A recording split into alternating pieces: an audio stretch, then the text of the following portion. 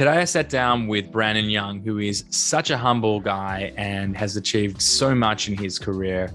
He is the founder of Seller Systems Inner Circle, which has over 1,000 members that come to learn exclusively from Brandon as to how to sell on Amazon, and also Data Dive, which is a technology platform helping garner deeper insights into everything that is Amazon inside of the ecosystem, leveraging a lot of the methodologies that he's crafted himself. Not only does he have these two businesses running, but he also has his own brand that's an 8-figure brand, and he leverages that effectively to help educate and stay grounded on what's happening inside of the Amazon ecosystem. So you can imagine lots of valuable insights from him, and this was just a great conversation. Welcome to Successful Scales, the show where I talk to world-class professionals on what it takes to scale successful businesses. I dive deep asking questions to people who are running unicorn businesses, to raising funds, to buying businesses, mergers and acquisitions, IP and patent law, what is to manage performance management. I mean, the list goes on. The idea really is, how do I create knowledge and learning for you guys listening in? And of course, myself, getting the floor with people who I, in many cases, would never dream to share a room with. Before we jump into the episode, I've got to give a special thank you to our sponsors. Firstly, over at Global Wide Advisors, a leading digital consumer products investment bank focused on optimizing the sales process. An incredible team, always happy to pick up the phone and educate you or anyone about the sales process and what you should really consider, and can obviously help take you to market or even acquire businesses. I ring them for just about everything these days. Us over at Multiply Me, we are the end-to-end executive search and HR function into the Philippines, helping find better talent and onboarding them effectively. And last but not least, Escala, our management consultancy focused on process improvement, where we help build better systems for your business. That's all the ads you're going to get from me, ladies and gentlemen. The rest is all about learning. I hope you really enjoy and get as much out of these sessions as I do, sitting face-to-face with some of the world-renowned leaders in their respective fields, asking them the tough questions that they're not often asked.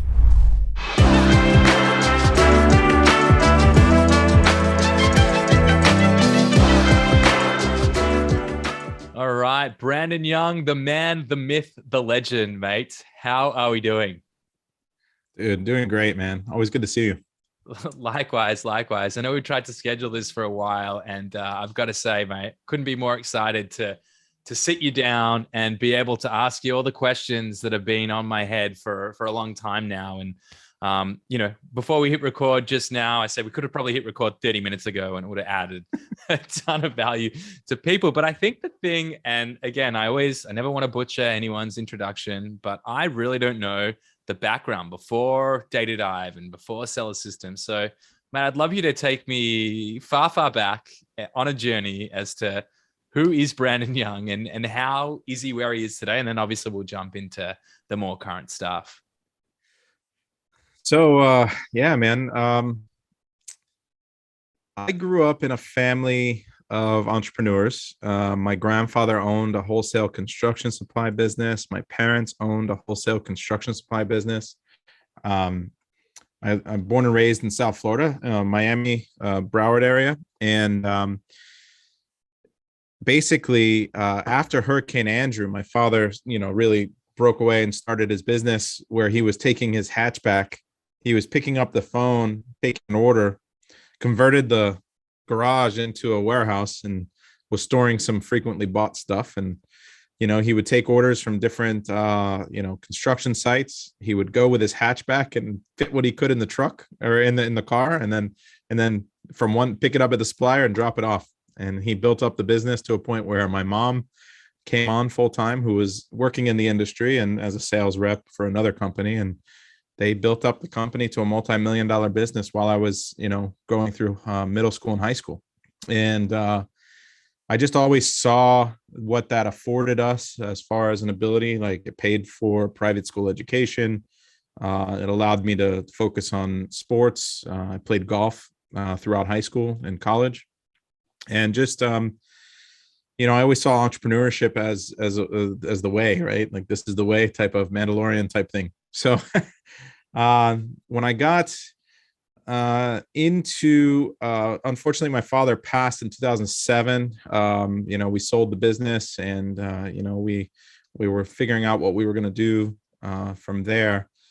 I wanted to get into investments, into angel investing, into entrepreneurship, and I met my now wife at an angel investing conference.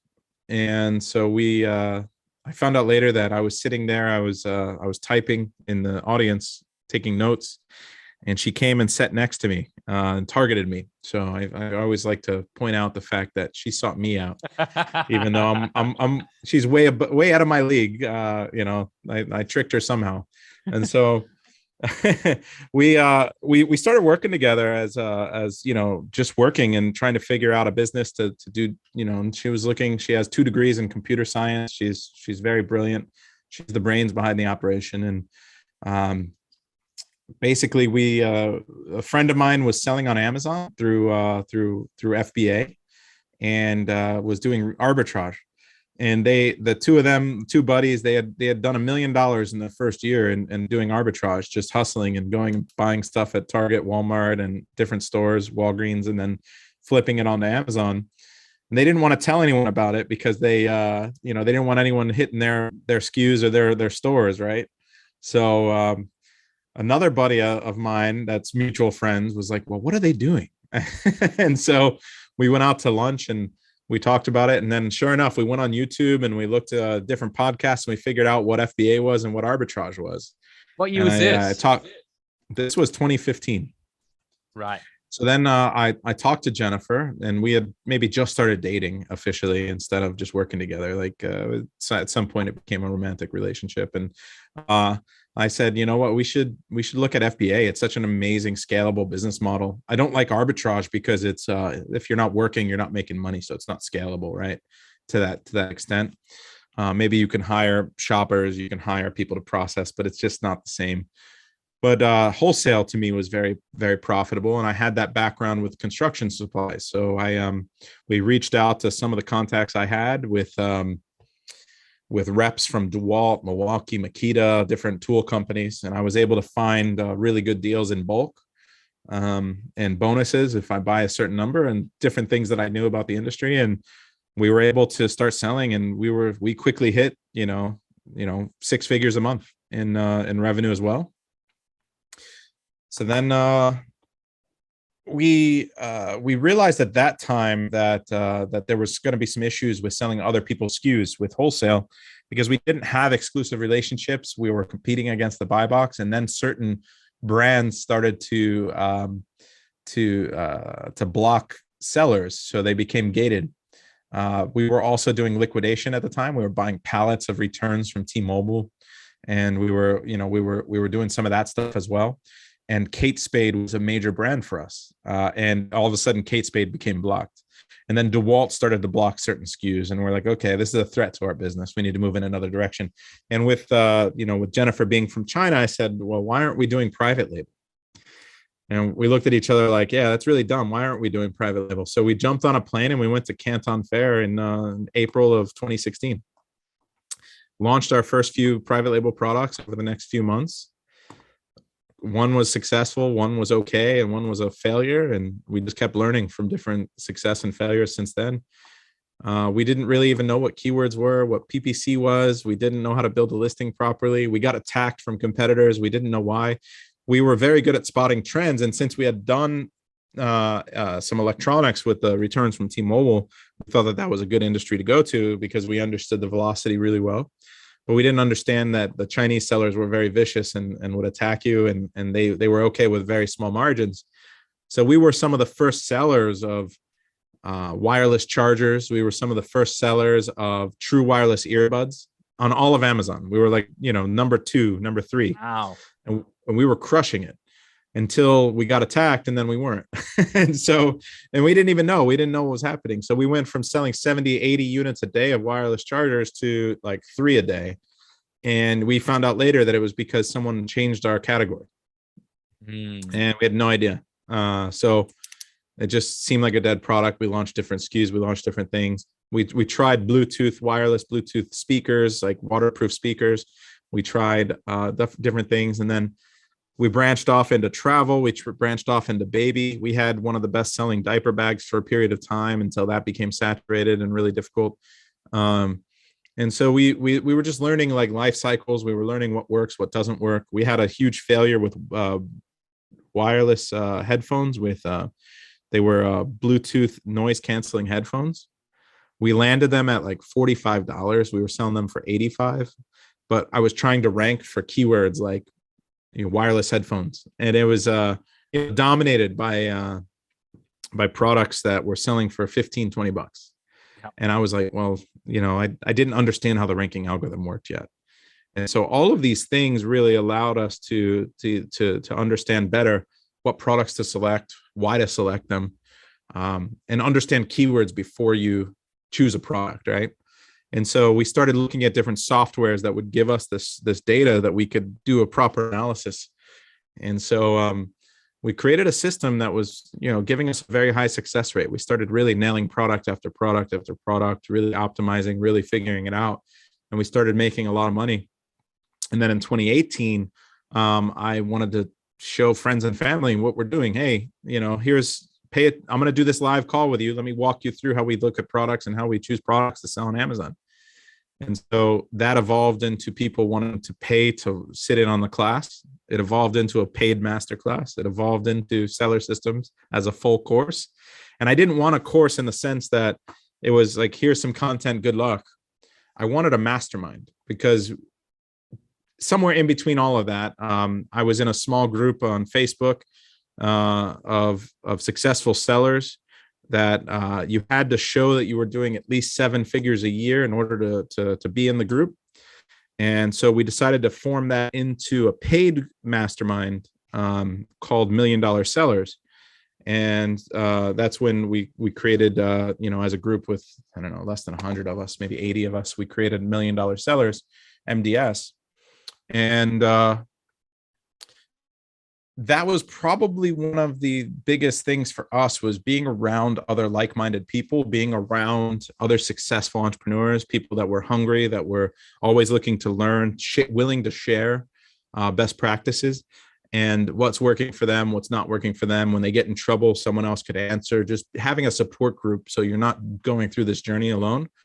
That's the feel I wanted for the inner circle, but I wanted it to be for anyone at any level. I wanted people to be able to walk in, get very high level learning, but then also have that support from different, from everybody in the group, where everyone has the same goal: build up a large, successful business on Amazon. And so that's where the inner circle came from. Yeah, you've nailed all of my questions here. You're way too articulate and well thought out in terms of how you journey map the whole process from from fumbling your way through to picking successful brands and learning how to build them, to teaching other people. Mate, it's an amazing journey. And I think, a lot of people today see you as Brandon Young. Seller Systems has a tremendous following online.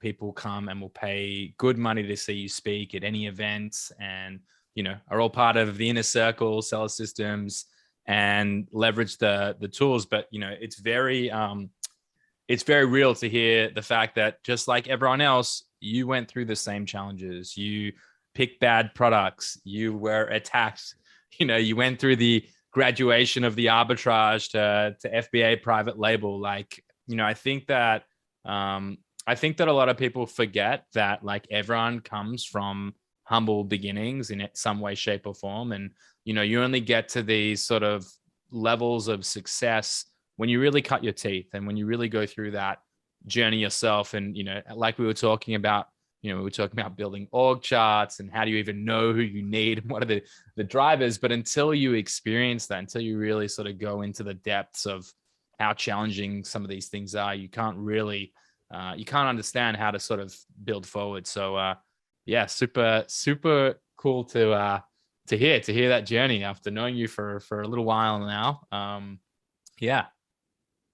I appreciate it, man. No, it's been phenomenal. And for the longest time, I felt like I was very, very anti fake guru for sure. Like a lot of people know me as being very vocal against all of that, because you would see all the people. The thing that bothered me more than anything was not the fact that they were good at marketing and funnels and knew how to get people to sign up for something. It's just that once the came time to deliver content that was valuable, that would help people, they fell short, right? They're just good marketers. They're not good at then delivering value to actually help people. So I always felt like I wanted to be the opposite. I wanted to get people to sign up based on value that I've given them at no cost, right? Like whether it's podcasts like this one, or whether it's YouTube videos, whether it's replays or seeing posts or whatever it is. I wanted people to be able to identify the difference, right? Like this is the difference. Like I'm willing to help you get to a certain level. I have the free masterclass for that reason exactly, is that, watch this for 3 or 4 hours, understand how deep it goes, understand how we look at data, how hard this business really is. Then if you decide it's right for you, then maybe you can give me money to take it to that next level. But don't give me money and then figure it out. I don't need your money, right? And so I always try to approach it differently. Yeah, I think that I think we share that same philosophy. It's, it's firstly, it's the gift of giving without the expectation of reciprocation. That is, I feel it's funny. It's like almost not an oxymoron, but it's like, I feel really good about it, but I'm doing it because I really genuinely want to help other people, but it somehow always ends up coming back to you tenfold. Yeah. And it's not the driving intent, but that's typically, it's the abundance mentality for sure. And that's what we teach so heavily, is that the more you give, the more you receive. And it is not the motivation, it's just the reality. It's a law of nature, right? Like, yeah, it just works out that way. So and it's evident even in our own business, because by teaching I became better at my own practice too. And that's very common that you hear that, is that teachers will get better too. So it forced me to document SOPs, it forced me to document processes, it forced me to teach in a greater detail, because a lot of storing everything in your brain doesn't do anything for others around you or your team. So it becomes much more important for you to actually be able to convey those details and thoughts about how you're doing something. And ultimately, that's why Data Dive became a thing, right? Like I would create a master keyword list. I would pull a Cerebro sheet, put it into an Excel sheet, delete some columns, add a relevancy column, sort it, clean it up, remove keywords, like do all these things and have a 14-15 step SOP for it.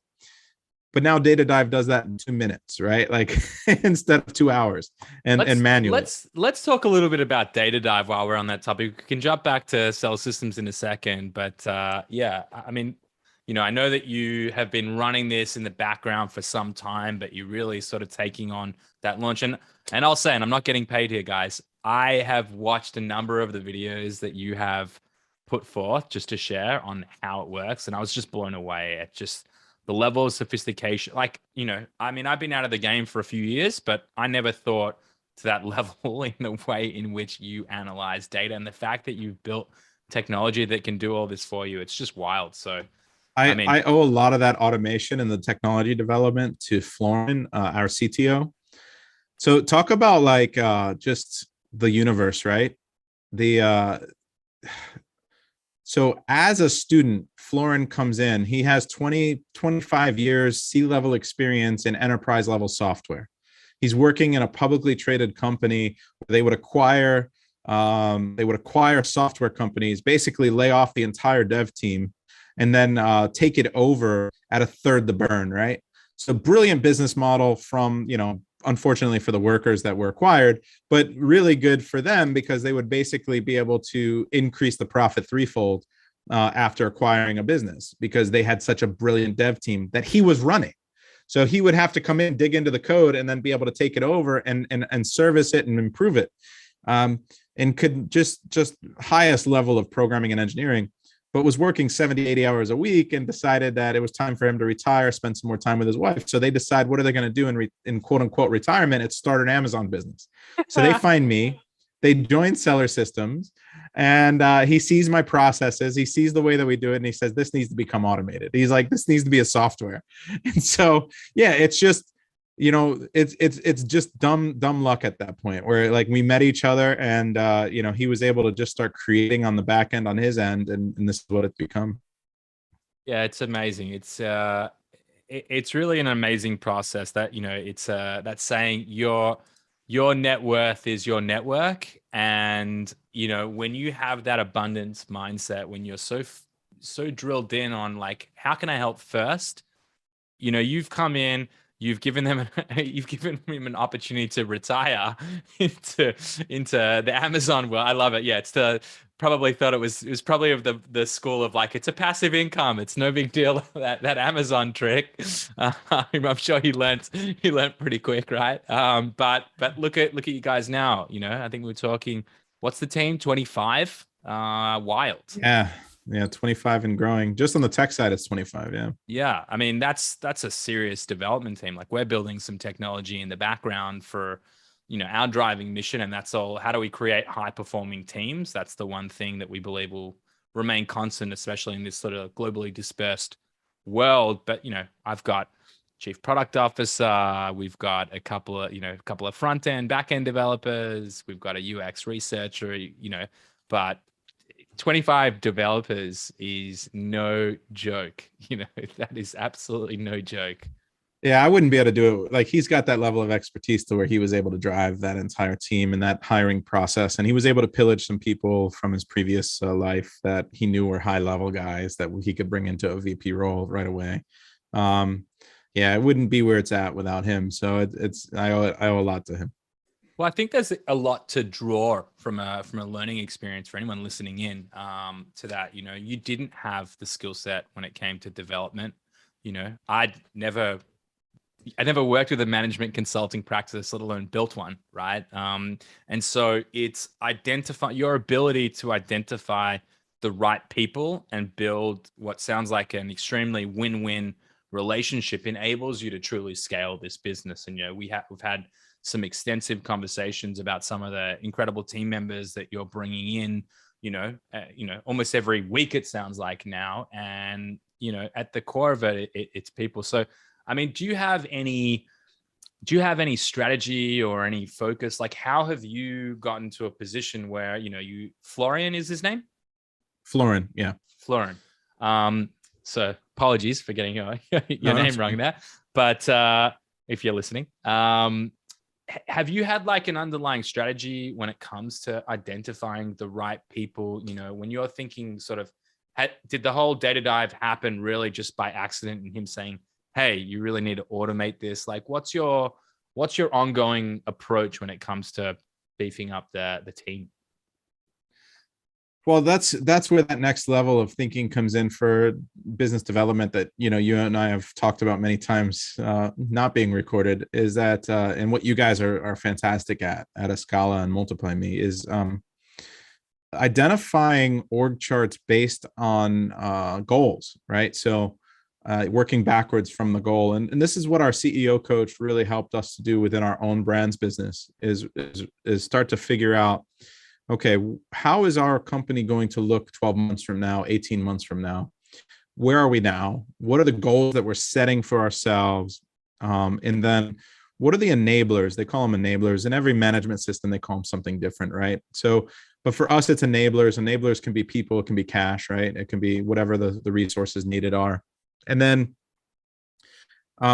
essentially you're choosing the levers that you're going to focus on each quarter that you can put the least amount of effort on that will have the biggest impact towards reaching those goals. And then you have to be able to measure the leading activities that you're actually doing in order to, and it could be a daily activity, weekly activity, but what are you doing on a regular basis that is driving the business in the right direction? So to make it easy and understandable for everyone listening, it would be, okay, sales are the goal for the business at the end of the year. And you have $10 million in sales you want to do. Sales are made up of only two things: existing products and new products, right? That's it. So you break it down into two quick things. So, and you make everything formulaic. So it's existing SKU or existing revenue plus new product revenue equals total sales. Well, if I know my current SKUs are going to do 5 million, then I know I need to add 5 million in revenue with new products. Well, what does that look like? Now I need to work backwards from there. Okay, how many products do I need to launch if each one has an average amount of revenue? So it's okay. Well, we did 20 products at an or 25 products at an average of 200,000, right? That's 5 million, I think, if I'm doing the math correct. So then you work backwards from there. If it isn't, I don't know. I did that math wrong? Mate, you're asking the wrong guy. I'm the creative. You need Lippy on here. You need Lippy on here for the numbers. Yeah, there we go. So anyway, whatever the math works out to be, if it's 20 products or more, but so let's say it's 20 products. Well, in order to have 20 successful products, I know I need to launch 40, right? So because my batting average for keeping a product and reordering it is 50%. My average for, making profit is 80%. And I know those numbers because of what we've done. So, okay, I need to launch 40 products. Well, to launch 40 products, I need to work backwards from that. And I need to say, okay, in order to launch 40 products, how many samples do I need to order? Well, I need to order samples. Every half of all the samples I order turn into real orders. Okay, so I need to order samples for 80 products. Well, in order to order samples from 80 products, how many products do I need to analyze? Okay, I need to, 1 out of every 5 products I do a deep analysis on turn into orders. Well, there's, now I'm up to 400 products that I've done a deep analysis on that have turned into 80 samples that have turned into 40 orders, which will become 20 products that are healthy at the end of the year to drive to my goal.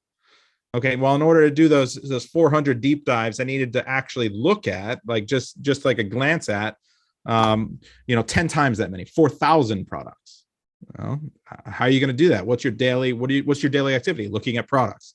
Okay. So now you've worked all the way backwards to what your leading activity is. It's looking at products and then doing deeper dives and then ordering samples. And then, so all these are different levers and different activities that you're doing. And then, okay, well, do I have the resources currently to look at that many products, to do that many deep dives, to order that many samples, to launch that many products? No. Well, what are you going to need to do? I need to get more cash and I need to hire more people. That's how you work backwards. Who's going to own that? What's the KPI? What are the activities? And now that's how you grow a business.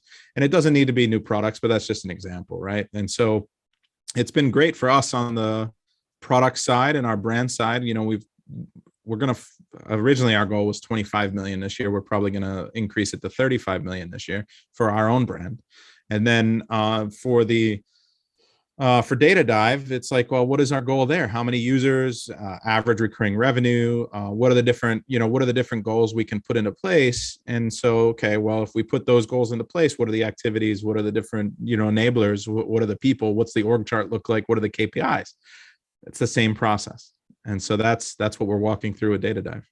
Yeah, that's really well put, Brandon. And I think, a lot of people don't take that second to really think about what are those lead measures. We just went through an exercise internally. So there's lots of methodologies for anyone listening that you can approach. We just went through one called 4DX, the 4 disciplines of execution, which when I heard you talking lead, I figured you might be building off a similar methodology. But there's things like EOS, the entrepreneurial operating system, where you can build there you go.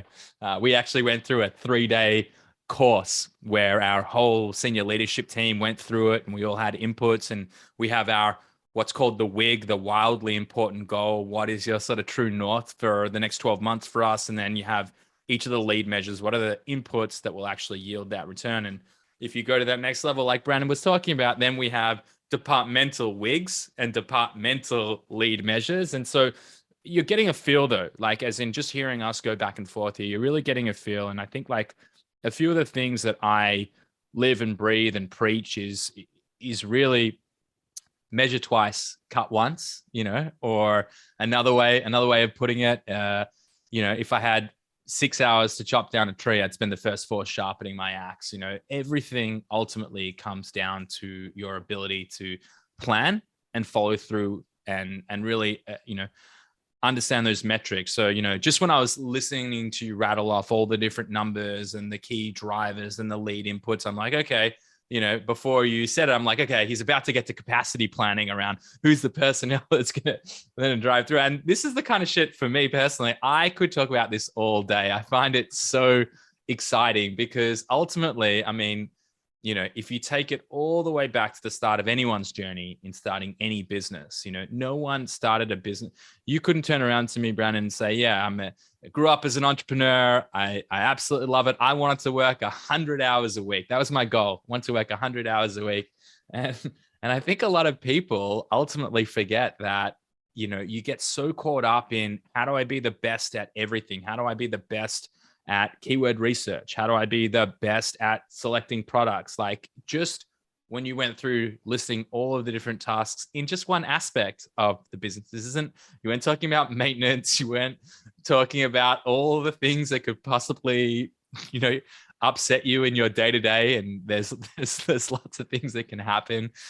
This is just you were just talking really new product development. So I think what I'm getting to is, as you can understand what those drivers are, building larger and larger levers, like the fact that you can even be talking about now, we want to increase it to 35 million, and we need to understand, the number of user and the user acquisition costs. Like, you're now talking about two totally different businesses, granted very closely related, but one's filled with developers, different intrinsic motivators as personnel, and then one is product business, which has ultimately, the digital footprint, the manufacturing, the supply chain, the logistics, like all these things. And you're able to now build two businesses concurrently, driving toward, whether it's a unified mission or sort of separate. We have slightly different goals inside of a Scala and Multiply Me, but I guess where I'm getting to here is, it's really incredible to see, as you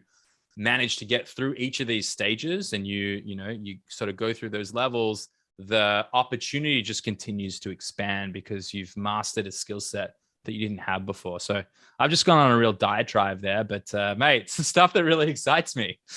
No, it really, so it's a whole new level, right? Like, once you realize how to get from that 10 to 100 million, there's nothing that stops you from going to that, to a billion. It's the same thing, just at deeper levels and it's about surrounding yourself with A players, getting the right butts in the right seats, identifying the seats and the goals and the levers. But so one thing, and the caveat I want to tell everyone listening is this, and I tell my students all the time, what we're talking about is really, really fucking hard, right? And it takes a lot of resources, a lot of money, but if it's not right for you, it doesn't matter. Like, it's okay for you to get to the level that you're comfortable with, and then either pause, stay there, or sell your business. Because and at some point, stagnation is death, but you can just replace products that fall off, and you can just maintain that level of comfortability.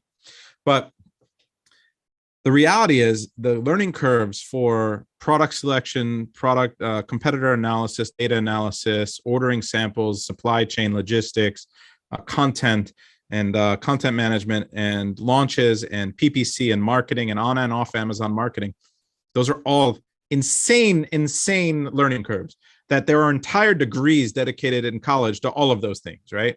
We try to teach you all of them at a very, very high level, and you can become good at all of them, but you're not going to be great at all of them. What you need to do is honestly put yourself in your own org chart, write your name in every seat for each of those things, give yourself an honest score, learn them all yourself, but give yourself an honest score about how good you are at each one, which ones you like doing. And then you can start to replace yourself, or you can continue to just do each one at the level that you can, as long as it'll drive to a profitable business. And there are so many companies out there right now that are buying businesses that are doing $1 to $3 million in revenue, which you can easily do with yourself and a VA. Like, you don't need a whole team to get to $3 million on Amazon. And then once you want to go to 10 million, you can just hire a couple specialists that replace yourself in a couple of those seats and do what you ask them to do. And they're good at that one thing. They're a specialist in that one thing. And then you can do that, and you can get to $10 million, right? But to get to 100 million, you need to do what Yanni and I are talking about now, which is build a real business, build a real company, right? And that's where we're talking about some of those higher level hiring practices and really setting those goals much higher. But it's not necessary for you to do if it's not going to bring you happiness, right? Like Yanni and I love that shit, and we geek out about it. But a lot of people get really uncomfortable and hate it. So that's okay. So just know that if we're not talking your language and you're not enjoying it and you don't think you would enjoy it, don't worry about it. Like just get good at what you need to get good at, find a product, launch it, do it again, repeat the process until you're comfortable and to your own capacity. Couldn't agree with you more, Brandon, on that. The reality is, I often joke, if I was to write a book, the working title would be "The Shit No One Told Me About When I Didn't Sign the Waiver."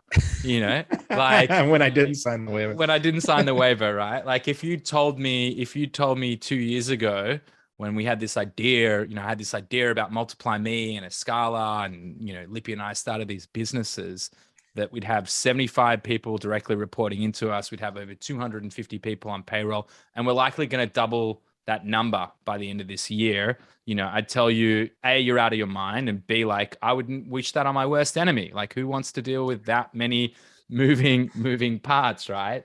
So I think, like, there's a reality that you have to really want it, and B, you have to be wired that way. But I'd say, like, you can take learnings from all this at every level, right? Like, if you, like, I was literally on a phone call before this for half an hour talking to a guy who's selling his Amazon business, and hopefully he'll make a pretty big amount of coin out of it. But he said, look, like, on the back of it, I don't want to go and build this massive company and do all these things. And I said, look, there's a million ways in which you can approach it. You could leverage agencies. You could go and work and partner with agencies now that you're cashed up. You could just simply, acquire a smaller business, grow it, sell it, and you're going to be wildly more successful now because A, you understand what needs to happen, and B, you now have capital behind you, which is like one of the biggest constraints for any of us, especially anyone in an e-commerce business where you're looking at those those cash cycles, and they're not the most favorable in terms of businesses unless you can build really good terms. So I would say, like, taking a step back or looking at it, like, the hiring processes and identifying people, that's always going to be critical. Whether it's going to be a service provider that's going to do $500 of PPC work for you a month, for when you're starting out and you have no idea, learning off, it's an expense, right? But you're going to learn off their expertise. You're going to be able to emulate or be able to do those things and take them potentially in house as you grow. You can take all of these skill sets and you can water them down, to the lowest common denominator that's going to be applicable to you and your business and what's going to work for you. 100%. Yeah, I see it all the time. I mean, we have 1,000 members in the inner circle. I'd say over 300 are 7 and 8 figure sellers. We have some major brands. We have a lot of agency people in there that run PPC agencies and content agencies that they want to learn the keyword research side of it. They want to, a lot of them come in, fill knowledge gaps, like, just what that other thing that they need is. And now that we're teaching how to scale to 8 and 9 figures, because we're walking it ourselves, it just becomes that, you can come in with zero knowledge, or you can come in as an 8-figure seller and you're still going to get value, right? But everyone in the group has to have the same fundamentals, but they don't need to have the same goals. And that's what makes it magical. Absolutely. I had a couple more questions for you before I let you go. The first is, and the thing that I really appreciated when I was listening to you going through, sort of your early stages in your journey, and even now, you've built an incredible community that's high value. I don't know if I've ever said it to you before, but that cohort type experience where there's actually regular check-ins and that experience, like, online courses are great. And us as a Scala, we're going to come out with one probably in the next quarter. And it's great, but having that cohort accountability, dialogue, relationship, you are, I can't remember the quote, but it's like, you are the sum of the 5 people you spend the most time with, right? And so I just love that. And I'm really curious to understand, when you were designing it, the way in which seller systems work, and also just throughout your career, I took a note where you met Jennifer at the angel investing conference, and we've talked at length about the CEO coach that you have, and I've turned to you to get your insights and advice and understanding the value proposition. How much do you invest from a time perspective, or how much weight do you put on your personal learning in things like that investing, the angel investing. It wasn't a course, but it was an event, and things like CEO Coach. Yeah, I think really early on, like I created before that, I had created an investment club here in South Florida with on Meetup. It was the Micro Venture Capital Club, and we had over 1,000 members. We would host Shark Tank meetings. That's awesome. And yeah, for me, it would be I just wanted to get people in the room and get that ecosystem in the room together. So I would have technologists, I would have entrepreneurs, and I would have investors in the same room. And we'd get anywhere from 40 to 80 people in for every meeting a few times a month. It was fantastic. And it was about growing the network and networking and understanding like what's out there, what opportunities are there. And I think that it's important for people to get around others that have the same goals and ambition as them. It's really hard for people to do that in a lot of ways. And I see it all the time. And it was a real struggle for me, even where, yeah, I went to private school and then I went to a local university, but I had friends that I played Magic the Gathering with, like a nerdy card game that was like chess, but with cards, right? And it, yep. Can't say I played it. Can't say I played it, but I'm familiar. Yeah. And so for me, it was about the strategy. It was about the next level thinking, about like thinking a few moves ahead and understanding your opponent, and like just challenged me mentally. But the further I got in my education and career, the more I realized the people that were around me that were just gaming and just gamers, the more I realized how stagnant they were and how being around them more was detrimental, and it was worse. So it became something where I needed to make moves to distance myself, and that's where it was great to become great friends and very close with people from MDS, and now with the Inner Circle. And some of my closest friends now in the world I've met through the Amazon ecosystem, that are also Amazon sellers, other entrepreneurs that I love and respect very much. And I've seen them grow their businesses and exit their businesses and are on that next chapter and are living a life that's much different. And then I look back and I see posts from people that are, anti-capitalism, anti-entrepreneur, and I'm like, what do you guys, they let their own preconceived notions about wealth and about this elite class cloud their ability to realize that they can also achieve those things, that it just takes a little bit of work and a little bit of the right mindset, that it's all achievable. And it just I get more and more disconnected from that.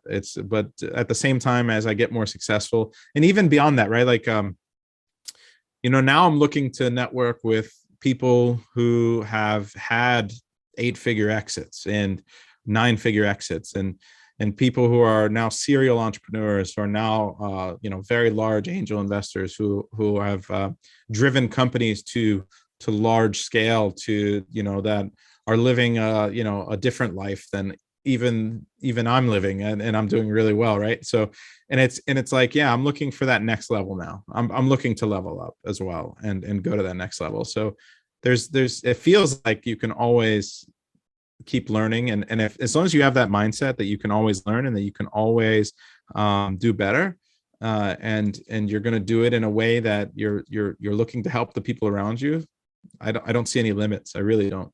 It's funny that you bring that up, because I've literally been, I mean, I can talk about it now because this will come out after the $1 Billion Seller Summit. You're not supposed to talk about you being a speaker at it to build hype around the times, but I've literally put a whole presentation around this, and one of my slides is actually challenging the Peter Principle, that people will be effectively, they will rise to their level of incompetence. And so the next slide that I jump into is will versus skill. It's like a framework on, if someone has the will for the skill, ultimately, if you have that abundance mindset, if you believe that you can achieve and you find the resources and you want it, right? I think like at the baseline, or what it comes down to, is how much you really want it, how much you want to grow and learn. And, I would say money would be a poor driver, but knowledge and education and evolution and self-understanding, and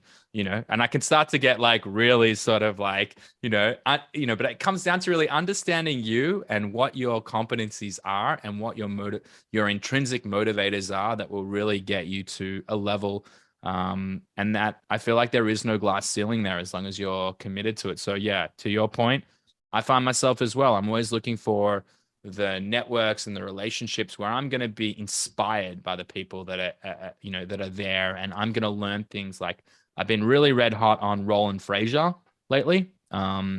He's got like a whole course for consulting for equity, and he's a super successful entrepreneur. He's not even in the Amazon ecosystem. There's like another community called Baby Bathwater, which is again sort of another step further removed. But there's all of these things that I'm just like, holy shit, like there's another layer and another level and another level. And it's like, you just can't even believe what's out there. The motivator of money isn't enough, right? Like that's what that's one thing that, Jennifer and I discuss on a regular basis. It's like, if your motivator is only money, then it's not going to work for you. It has to be internal, and it has to be that quest for personal improvement, because only then will you get better and the people around you will get better too. So, yeah, I love the fact that you brought that up too, is like everyone goes into it and they say, I want to be rich. Well, that's not enough. Everyone wants to be rich, but you need to understand how you're going to become rich.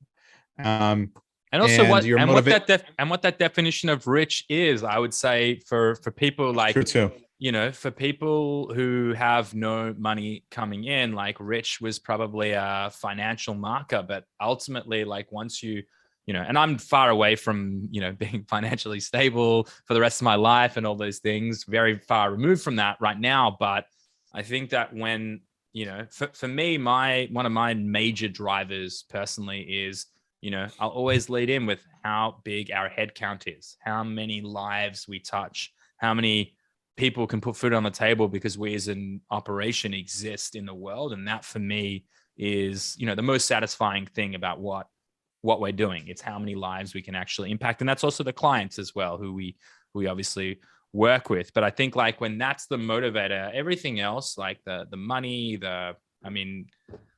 whatever it is you're questing for. I mean, for me, it's not really notoriety or fame. I don't care a whole lot about that. And I don't feel like you are one of those guys either. But those should be the byproducts of in a well-oiled, focused, how do I, again, take on that abundance mindset and think, how can I help first? What can I do today to make someone else's life better? And, I think everything just really builds from that. Couldn't have said it better, man. You're absolutely. Well, mate, it's been phenomenal having you on. The age-old saying, save the best for last, definitely hits here.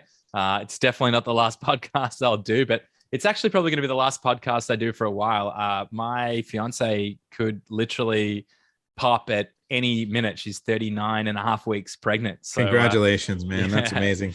Yeah. So this will be the last one I've moved the room around here. You can see we're getting ready for the baby, and I'm losing my office, which is it's a little bit devastating, but such as like now I actually need to make some money so that I can pay for a nicer office. But I hear property in Tel Aviv is worse than anywhere in the US. So I've considered moving out. Dude, it's don't laugh, but it's not off the cards. I've definitely thought about it. South Florida. You need the family. You probably need the family around for a little bit for support. Well, my family's here. My family's in Australia. Her family's in the UK. So, what's the intrinsic driver to stay? But, we love it here. But anyway, we're getting too far off. This is the off-air stuff. Brandon, mate, thank you so much for taking the time. I know how busy you are, and, you have tons of exciting things going on. I'm really stoked to have had this time to sit down with you, and I'm pumped up to see you. Yeah, I've got to send you some toys and some stuff for the baby from one of our brands, and then please. I'm stoked to see you as well. I'll see you. Amazing. Well, mate, thanks so much for your time. Take care, man.